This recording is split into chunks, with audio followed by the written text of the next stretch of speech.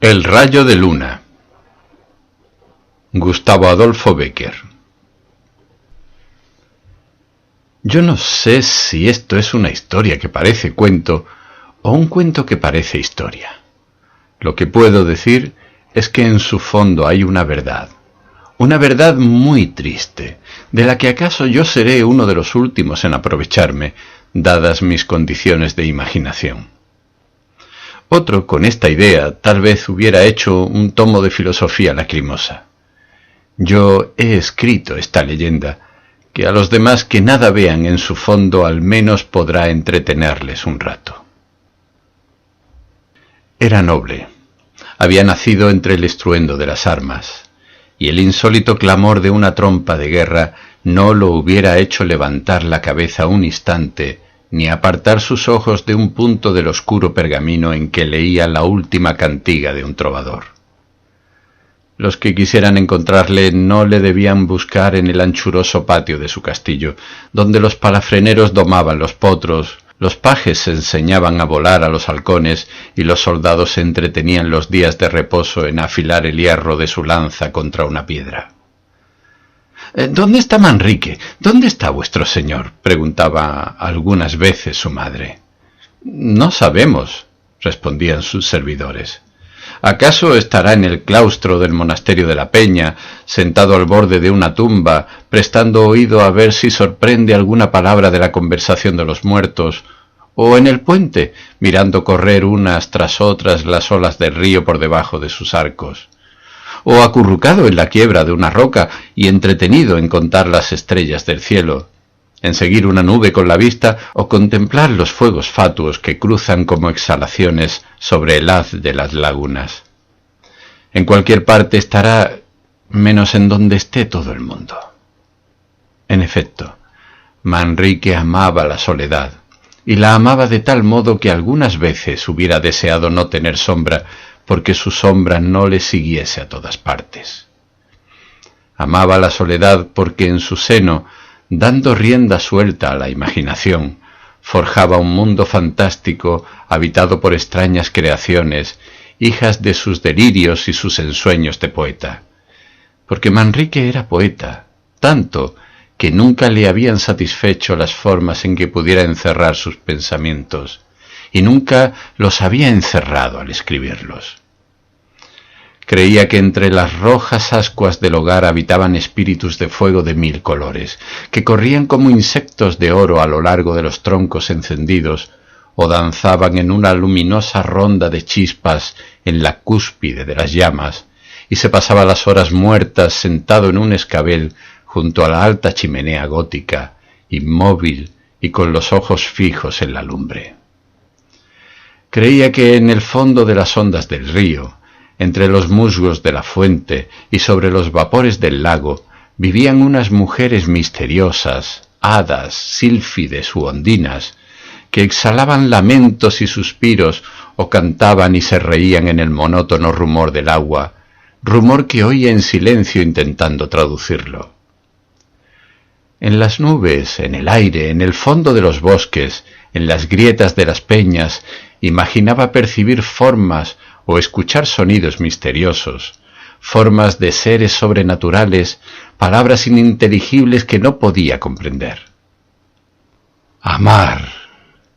Había nacido para soñar el amor, no para sentirlo. Amaba a todas las mujeres un instante.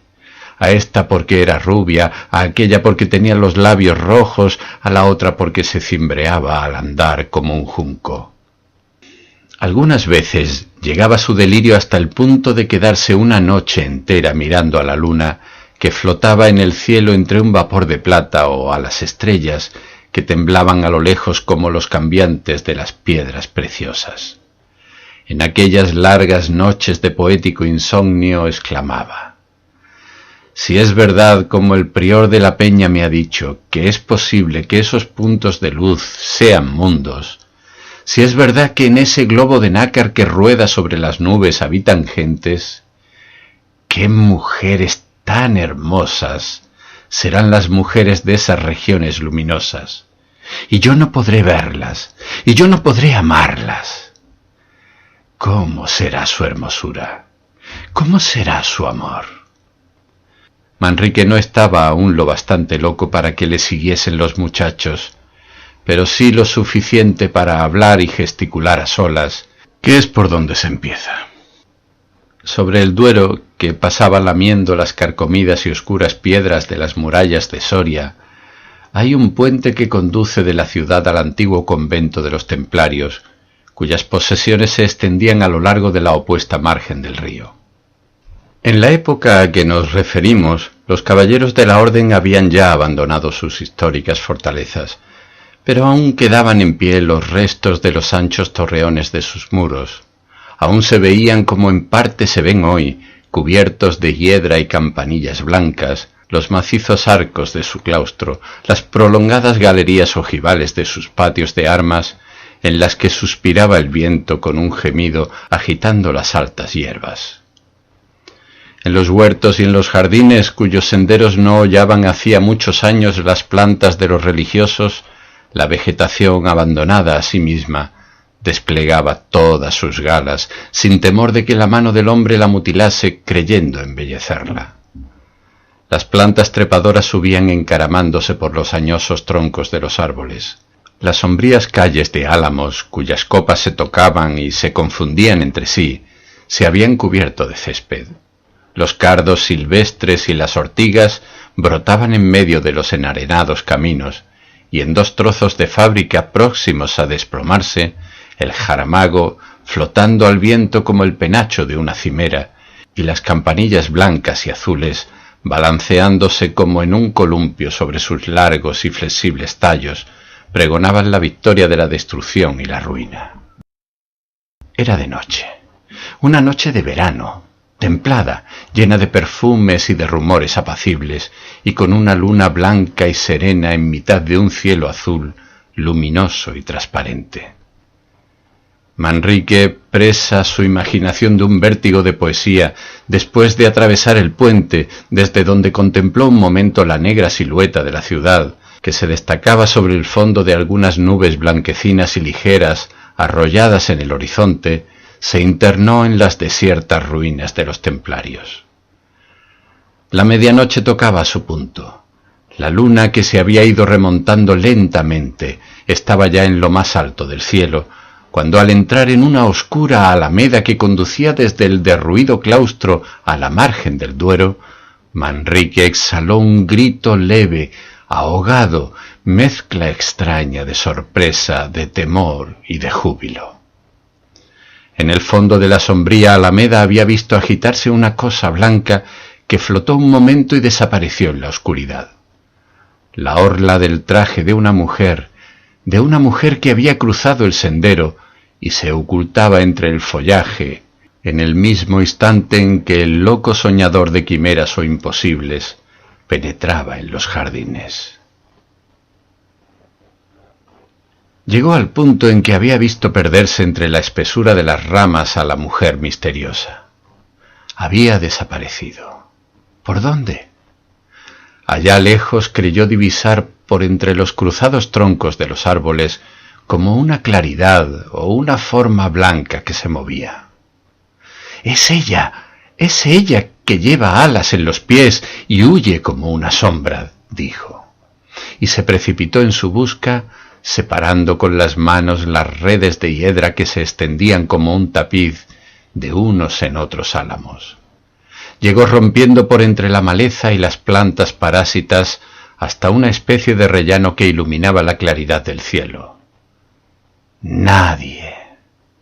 «Ah, por aquí va», exclamó entonces. Oigo sus pisadas sobre las hojas secas y el crujido de su traje que arrastra por el suelo y roza en los arbustos. Y corría como un loco de aquí para allá, y no la veía. «Pero siguen sonando sus pisadas», murmuró otra vez. «Creo que ha hablado, no hay duda, ha hablado». El viento que suspira entre las ramas, las hojas que parece que rezan en voz baja, me han impedido oír lo que ha dicho, pero no hay duda, va por ahí, ha hablado, ha hablado. ¿En qué idioma? No sé, pero es una lengua extranjera. y tornó a correr en su seguimiento, unas veces creyendo verla, otras pensando oírla.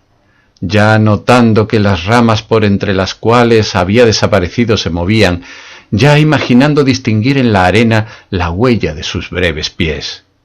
Luego, firmemente persuadido de que un perfume especial que aspiraba a intervalos era un aroma perteneciente a aquella mujer que se burlaba de él, complaciéndose en huirle por entre aquellas intrincadas malezas. Afán inútil. Vagó algunas horas de un lado a otro fuera de sí, ya parándose para escuchar, ya deslizándose con las mayores precauciones sobre la hierba, ya en una carrera frenética y desesperada. Avanzando por entre los inmensos jardines que bordaban la margen del río, llegó al fin al pie de las rocas sobre que se elevaba la ermita de San Saturio. Tal vez desde esta altura podré orientarme para seguir mis pesquisas a través de este confuso laberinto, exclamó trepando de peña en peña con la ayuda de su daga. Llegó a la cima, desde la que se descubre la ciudad en lontananza y una gran parte del Duero que se retuerce a sus pies, arrastrando una corriente impetuosa y oscura por entre las corvas márgenes que lo encarcelan. Manrique, una vez en lo alto de las rocas, tendió la vista a su alrededor, pero al tenderla y fijarla al cabo en un punto, no pudo contener una blasfemia. La luz de la luna rielaba chispeando en la estela que dejaba en pos de sí una barca que se dirigía a todo remo a la orilla opuesta. En aquella barca había creído distinguir una forma blanca y esbelta, una mujer, sin duda la mujer que había visto en los templarios, la mujer de sus sueños, la realización de sus más locas esperanzas. Se descolgó de las peñas con la agilidad de un gamo, arrojó al suelo la gorra, cuya redonda y larga pluma podía embarazarle para correr, y desnudándose del ancho capotillo de terciopelo, partió como una exhalación hacia el puente. Pensaba atravesarlo y llegar a la ciudad antes que la barca tocase en la otra orilla. ¡Locura! Cuando Manrique llegó jadeante y cubierto de sudor a la entrada, ya los que habían atravesado el Duero por la parte de San Saturio entraban en Soria por una de las puertas del muro que en aquel tiempo llegaba hasta la margen del río, en cuyas aguas se retrataban sus pardas almenas. Aunque desvanecida su esperanza de alcanzar a los que habían entrado por el postigo de San Saturio, no por eso nuestro héroe perdió la de saber la casa que en la ciudad podía albergarlos. Fija en su mente esta idea, penetró en la población y dirigiéndose hacia el barrio de San Juan, comenzó a vagar por sus calles a la aventura.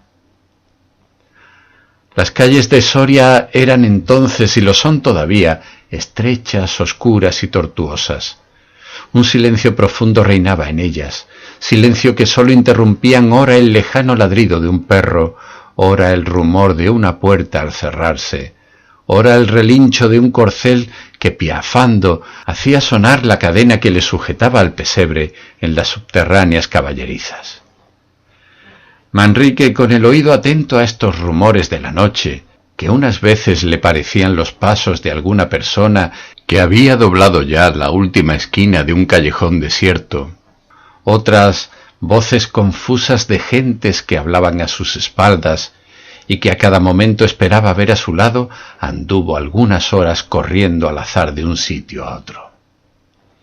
Por último, se detuvo al pie de un caserón de piedra, oscuro y antiquísimo, y al detenerse brillaron sus ojos con una indescriptible expresión de alegría. En una de las altas ventanas ojivales de aquel que pudiéramos llamar palacio se veía un rayo de luz templada y suave, que pasando a través de unas ligeras colgaduras de seda color de rosa, se reflejaba en el negruzco y grieteado paredón de la casa de enfrente.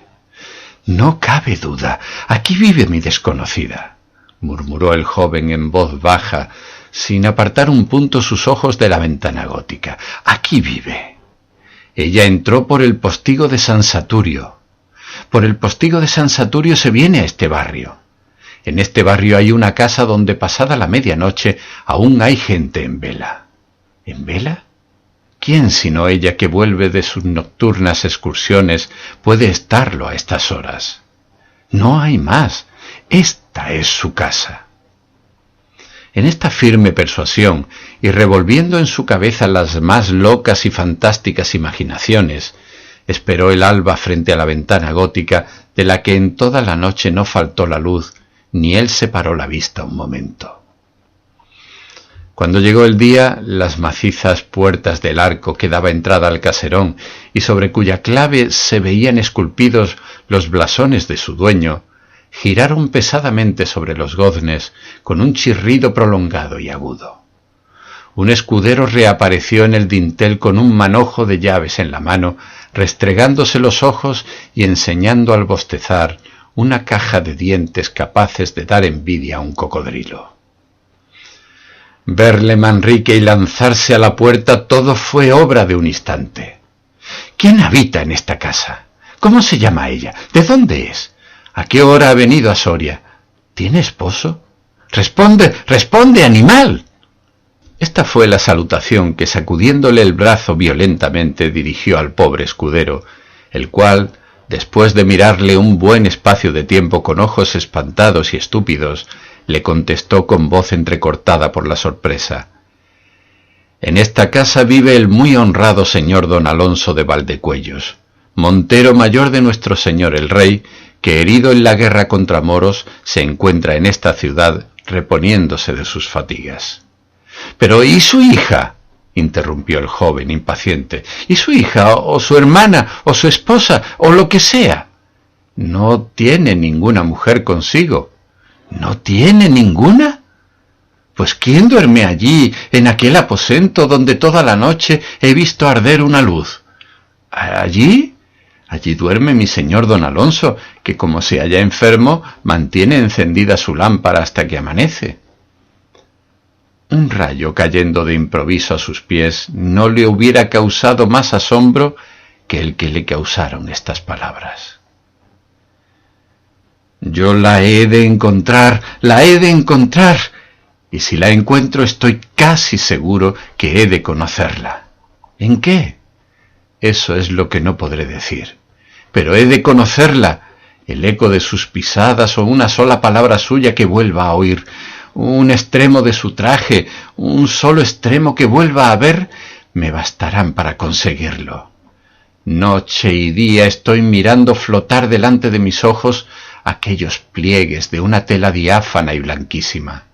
Noche y día me están sonando aquí dentro de la cabeza, el crujido de su traje, el confuso rumor de sus ininteligibles palabras. ¿Qué dijo? ¿Qué dijo? Ah, si yo pudiera saber lo que dijo, acaso... Pero aun sin saberlo, la encontraré. Me lo da el corazón, y mi corazón no me engaña nunca.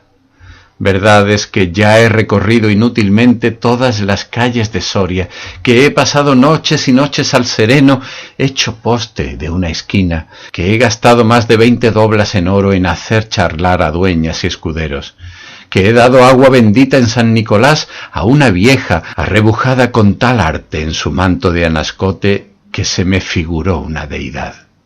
Y al salir de la colegiata una noche de maitines he seguido como un tonto la litera del arcediano, creyendo que el extremo de sus sopalandas era el del traje de mi desconocida. Pero no importa, yo la he de encontrar, y la gloria de poseerla excederá seguramente al trabajo de buscarla. ¿Cómo serán sus ojos? Deben de ser azules, azules y húmedos como el cielo de la noche. Me gustan tanto los ojos de ese color, son tan expresivos, tan melancólicos, tan... Sí, no hay duda. Azules deben de ser. Azules son seguramente, y sus cabellos negros, muy negros, y largos para que floten. Me parece que los vi flotar aquella noche, al par que su traje, y eran negros. No me engaño, no, eran negros. ¿Y qué qué bien sientan unos ojos azules muy rasgados y adormidos, y una cabellera suelta flotando y oscura a una mujer alta, porque ella es alta, alta y esbelta, como esos ángeles de las portadas de nuestras basílicas, cuyos ovalados rostros envuelven en un misterioso crepúsculo las sombras de sus doseles de granito. Su voz la he oído, su voz es suave como el rumor del viento en las hojas de los álamos, y su andar acompasado y majestuoso como las cadencias de una música. Y esa mujer, que es hermosa como el más hermoso de mis sueños de adolescente, que piensa como yo pienso, que gusta como yo gusto, que odia lo que yo odio, que es un espíritu hermano de mi espíritu, que es el complemento de mi ser, ¿no se ha de sentir conmovida al encontrarme? ¿No me ha de amar como yo la amaré, como yo la amo ya, con todas las fuerzas de mi vida, con todas las facultades de mi alma? Vamos, vamos al sitio donde la vi la primera y única vez que la he visto. ¿Quién sabe si, caprichosa como yo, amiga de la soledad y el misterio, como todas las almas soñadoras, se complace en vagar por entre las ruinas en silencio de la noche? 2 meses habían transcurrido desde que el escudero de don Alonso de Valdecuellos desengañó al iluso Manrique. 2 meses durante los cuales en cada hora había formado un castillo en el aire, que la realidad desvanecía con un soplo. 2 meses durante los cuales había buscado en vano a aquella mujer desconocida cuyo absurdo amor iba creciendo en su alma, merced a sus aún más absurdas imaginaciones, cuando después de atravesar, absorto en estas ideas, el puente que conduce a los templarios, el enamorado joven se perdió entre las intrincadas sendas de sus jardines. La noche estaba serena y hermosa. La luna brillaba en toda su plenitud en lo más alto del cielo, y el viento suspiraba con un rumor dulcísimo entre las hojas de los árboles. Manrique llegó al claustro, tendió la vista por su recinto y miró a través de las macizas columnas de sus arcadas. Estaba desierto. Salió de él, encaminó sus pasos hacia la oscura alameda que conduce al Duero, y aún no había penetrado en ella cuando de sus labios se escapó un grito de júbilo. Había visto flotar un instante y desaparecer el extremo del traje blanco de la mujer de sus sueños, de la mujer que ya amaba como un loco. Corre, corre en su busca, llega al sitio en que la ha visto desaparecer, pero al llegar se detiene, fija los espantados ojos en el suelo, permanece un rato inmóvil. Un ligero temblor nervioso agita sus miembros, un temblor que va creciendo, y ofrece los síntomas de una verdadera convulsión, y prorrumpe al fin en una carcajada sonora, estridente, horrible. Aquella cosa blanca, ligera, flotante, había vuelto a brillar ante sus ojos, pero había brillado a sus pies un instante, no más que un instante. Era un rayo de luna que penetraba a intervalos por entre la verde bóveda de los árboles cuando el viento movía sus ramas. Habían pasado algunos años. Manrique, sentado en un sitial junto a la alta chimenea gótica de su castillo, inmóvil casi y con una mirada vaga e inquieta, como la de un idiota, apenas prestaba atención ni a las caricias de su madre ni a los consuelos de sus servidores. «Tú eres joven, tú eres hermoso», le decía aquella. «¿Por qué te consumes en la soledad? ¿Por qué no buscas una mujer a quien ames y que amándote pueda hacerte feliz?» El amor es un rayo de luna», murmuraba el joven. «¿Por qué no despertáis de ese letargo? le decía uno de sus escuderos.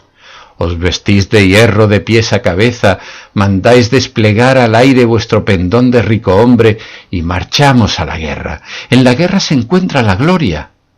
La gloria. La gloria es un rayo de luna. ¿Queréis que os diga una cantiga, la última que ha compuesto Mosén Arnaldo, el trovador provenzal? ¡No, no!, exclamó el joven, incorporándose colérico en su sitial. No quiero nada. Es decir, sí quiero. Quiero que me dejéis solo. Cantigas, mujeres, glorias, felicidad. Mentiras todo. Fantasmas vanos que formamos en nuestra imaginación y vestimos a nuestro antojo y los amamos y corremos tras ellos. ¿Para qué? ¿Para qué? Para encontrar un rayo de luna. Manrique estaba loco.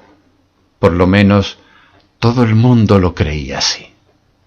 A mí, por el contrario, se me figuraba que lo que había hecho era recuperar el juicio.